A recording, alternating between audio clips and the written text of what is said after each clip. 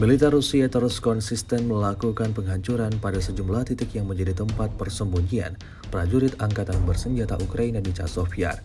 Rekamannya ramai beredar di media sosial Telegram pada Selasa 20 Agustus 2024. Misi pasukan Rusia dalam melenyapkan personel musuhnya yang bersembunyi di tempat pelindungan berlangsung lancar dan sepanjang waktu. Tidak ada yang bisa melarikan diri. Pejuang Rusia menemukan semua orang dan menghancurkan mereka, seperti yang terlihat dalam rekaman. Serangan artileri dan granat diluncurkan berulang kali. Akibatnya ledakan dahsyat terjadi di titik yang ditargetkan hingga timbulkan kepulan asap tebal.